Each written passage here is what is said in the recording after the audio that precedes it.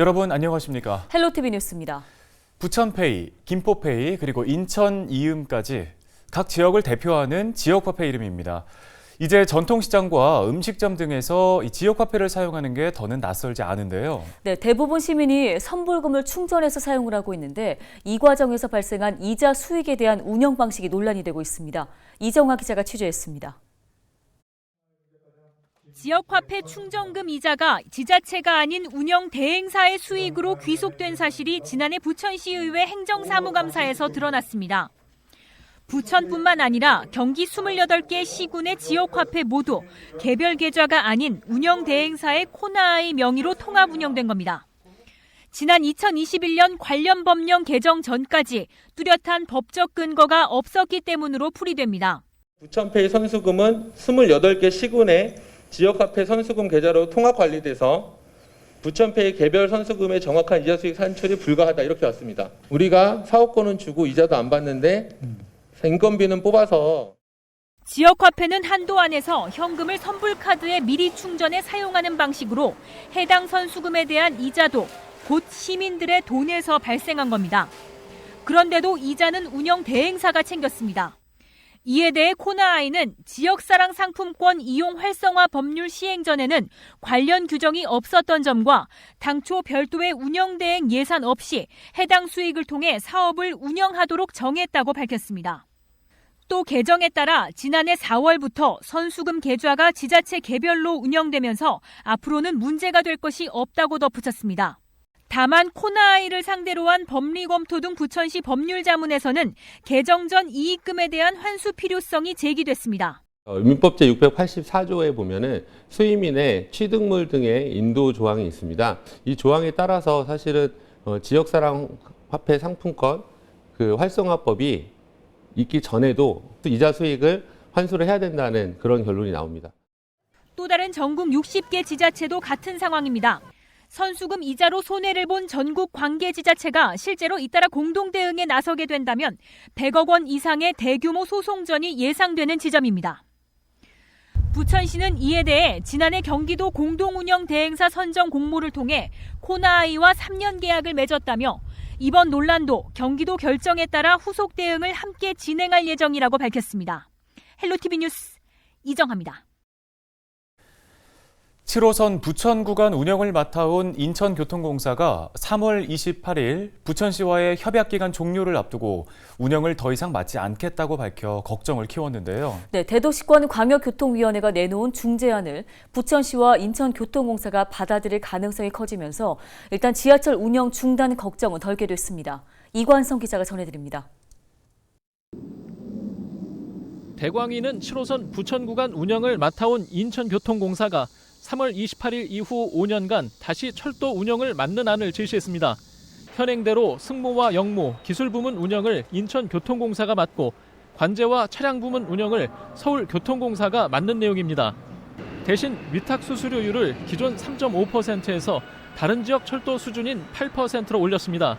시간과 대안이 없었던 부천시는 어쩔 수 없이 중재안을 수용했고 실효성이 없어 운영하지 않겠다고 나섰던 인천교통공사는 위탁 수수료 인상을 이끌어냈습니다. 부천시와 인천교통공사 간 남은 협상에서 문제가 없다면 인천교통공사는 2028년까지 7호선 부천 구간을 연장 운영하게 됩니다. 7호선 부천 구간 운영 중단 위기에서 벗어난 부천시는 다시 서울교통공사와의 철도 운영 의무 소송에 집중하고 있습니다. 석유공에 철도 운영 의무가 있다면 지금보다 유리한 입장에서 협상할 수 있기 때문입니다. 사실 시는 이 소송에서 승리를 해야 할 필요가 있습니다. 소송을 계속 진행해서 석유가 운행 의무가 있음을 입증받아야 그걸 근거로 시가 앞으로 계속 공유재산법에 의해서 5년 동안 운영 협약을 갱신한다고 하더라도 그런 지위를 가질 수 있거든요. 서울교통공사는 공유재산관리법상 지자체의 시설을 위탁 운영 가능한 기간이 10년이라 2012년 개통 이후 10년이 지난 부천 구간을 더 운영할 수 없다는 입장입니다. 부천시는 당초 건설 협약에 시설물이 존재하는 한 서울교통공사의 운영 의무가 있다는 내용이 담겼다며 석유공의 철도 운영 의무 부존재 소송에 맞서고 있습니다. 부천시가 소송에서 이기지 못할 경우 철도 위탁 운영 기간이 끝날 때마다 수수료 협상이 어려워 철도 운영 중단을 걱정해야 하는 상황이 다시 올 수 있습니다. 헬로티비 뉴스 이관성입니다. 다음 소식입니다. 인천에서 최대 자치구 하면 늘 부평구가 거론됐는데요. 하지만 최근에는 이마저도 옛 이야기가 됐다고 합니다. 네, 그 이유가 무엇인지 송효창 기자가 통계로 살펴봤습니다. 인구 60만 명을 바라보던 부평구. 하지만 최근에는 50만 명대가 붕괴됐습니다. 인천 행정구역이 지난 1995년 10개 군구 체계로 개편된 이후 부평구는 최대 기초단체 지위를 유지해왔습니다. 개청 이듬해인 1996년 인천에서 유일하게 50만 명대로 진입했고 2006년 57만 명이 넘어서면서 정점을 찍었습니다. 하지만 이후 꾸준하게 인구가 줄면서 2020년에는 50만 명 선이 무너졌고 지난해에는 48만 9천 명대로 줄었습니다. 이처럼 인구가 50만 명대 밑으로 떨어지면서 부평구의 최대 자치구 위상도 함께 추락했습니다. 일례로 서구의 경우 청라와 검단 등 신도시 조성과 경제자유구역 등의 이유로 지난해 58만 9천 명을 넘겼고 남동구 역시 인천시청을 기점으로 행정 중심지가 되면서 50만 6천 명이 넘는 인구를 보유하게 됐습니다. 결국 서구와 남동구에도 밀린 것입니다. 또 인근 김포시의 경우 20만 명에도 미치지 못했지만 한강 신도시 개발과 함께 꾸준히 인구가 늘면서 2년 연속 50만 명대를 유지하고 있습니다. 부단체장 자리도 한 단계 내려갔습니다.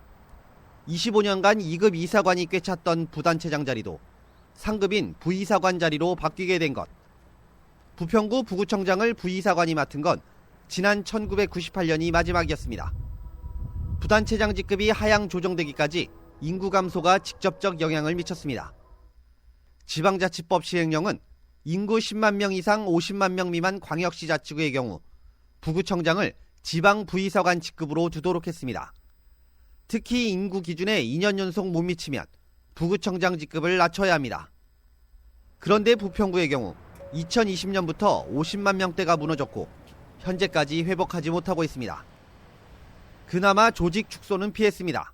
지방자치단체 행정기구 설치 기준을 보면 인구 30만 명 이상 50만 명 미만이면 실국을 5개 이하로 두도록 했는데 부평구는 이미 5개국 체제로 운영되고 있습니다. 여파는 보수까지 이어집니다. 지방공무원 보수 규정을 보면 구청장 연봉은 부단체장 직급에 연동되기 때문에 현 구청장인 차준택 부평구청장의 연봉도 줄어들 것으로 보입니다. 희망이 없는 것은 아닙니다. 올해부터 재개발구역 입주가 본격화되면 인구 상승 효과를 볼 것으로 부평구는 기대하고 있습니다. 부평구는 재개발로 인한 인구 유입을 고려해 내년 상반기 중 행정기구 개편을 검토할 계획입니다. 인천 최대 자치구를 자랑하던 부평구. 하지만 인구 감소를 피하지 못하면서 위상도 흔들리고 있습니다. 헬로티비 뉴스 송희창입니다.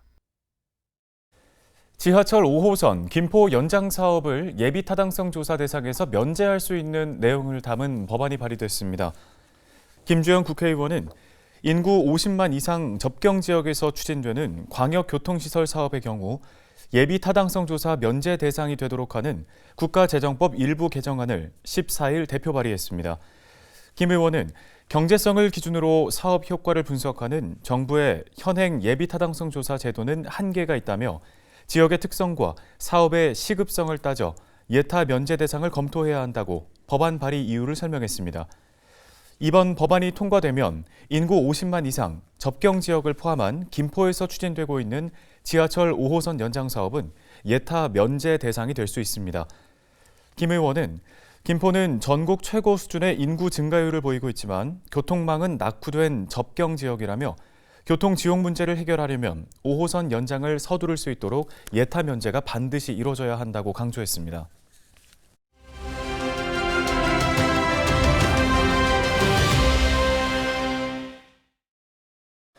김포시의회에서 김포시 아동 친화도시 조성에 관한 조례안이 본회의에서 통과됐습니다. 네, 해당 조례를 발의한 오광현 김포시의회 부의장 전화 연결돼 있습니다. 부의장님 안녕하십니까?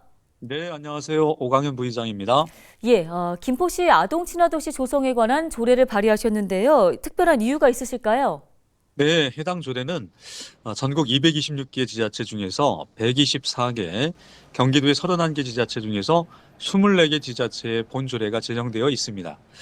그동안 김포시는 없었던 조례인데요. 10년 사이에 배 이상의 인구가 늘며 짧은 시간에 50만 대도시가 되었습니다. 그러면서 가장 기본이 되어야 할 가치나 조례들이 부재한 상황이었습니다. 특히 취약계층인 여성, 장애인, 아동이 살기 좋은 도시의 기준에 못 미치는 환경이었는데요. 이에 따라서 해당 조례는 김포시 아동의 건강 증진과 역량 강화, 아동 편의 증진, 사회 안전망 구축 등을 도모하고 이를 통해 1989년 유엔에서 채택한 아동의 권리에 관한 협약의 기본 정신인 아동 이익 최우선의 원칙과 차별받지 않을 권리, 생존과 보호, 발달의 원칙, 아동 의견 존중 원칙이 실현되는 아동 친화 도시로 거듭날 수 있는 전환점이 될 수 있다고 생각하여 발의하게 되었습니다. 네, 조례는 어떤 내용들이 좀 담겨 있습니까? 네, 주요 내용을 살펴보면 제1조부터 제3조까지는 재정 목적, 정의 및 시장의 책무에 관한 사항이 있고요.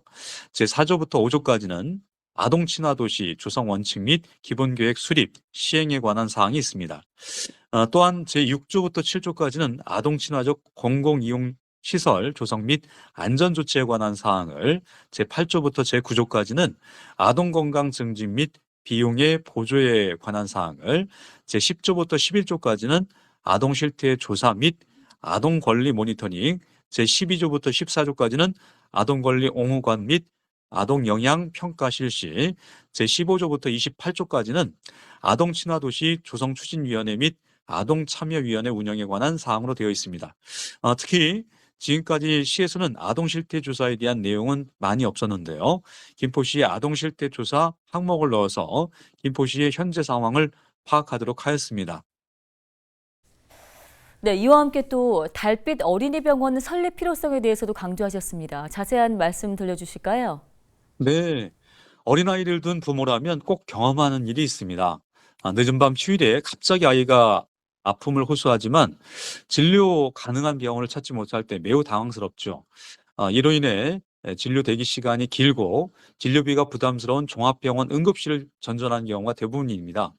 이럴 때면 야간이나 휴일에도 안심하고 진료받을 수 있는 어린이 병원이 있었으면 하는 바람을 많이 가졌을 것입니다. 경기도에는 7개 지자체에 8개의 달빛 어린이 병원이 지정되어 있습니다. 이 달빛 어린이 병원 이용 실적이 2018년 7만 1,040건, 2021년 13만 3,359건, 2022년 작년이죠. 6월 기준으로 보면 21만 7,252건 등으로 점차 증가하고 있고요. 만족도 또한 매우 높습니다. 전국 평균 나이보다 4살이나 젊은 김포시는 특히 어린이가 많습니다. 그래서 더더욱 달빛 어린이 병원이 절실한 상황입니다. 타 지자체의 달빛 어린이 병원을 이용한 김포의 한 어머니는 응급실에 가면 소아과 전문의가 상주하고 있지 않은데 달빛은 늦은 밤에도 소아과 전문의에게 진료를 받을 수 있어서 정말 좋았다라는 얘기를 전하기도 했습니다. 김포시는 2개의 종합병원을 비롯해 536개의 병의원이 있습니다. 달빛 어린이 병원은 지역에서 병의원들의 지원이 있어야 하는데 그런데 더 중요한 것은 지자체 단체장의 강한 의지와 지원입니다. 시장을 비롯한 김포시 집행기관에서는 하루라도 빠르게 김포의 아이들이 타 지자체가 아닌 김포시 관내에서 진료를 받을 수 있도록 적극적으로 달빛 어린이병원 유치를 위해 노력해 주시길 당부드립니다.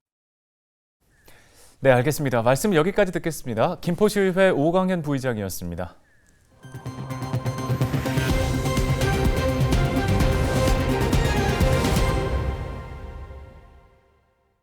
14일 오전 11시쯤 1호선 전철 부천 소사역의 서울 방향 급행열차 승강장에서 20대 남성 A씨가 선로에 뛰어들어 숨졌습니다. 사고 당시 A씨는 승강장 중에서도 스크린 도어가 설치되지 않은 구간으로 뛰어든 것으로 조사됐는데요. 이 사고로 서울 방향 급행열차 운행이 일시적으로 중단됐다 재개됐습니다. 경찰과 한국철도공사 등은 숨진 A씨의 신원과 정확한 사고 경위 등을 조사하고 있습니다. 네, 뉴스 마치겠습니다. 고맙습니다.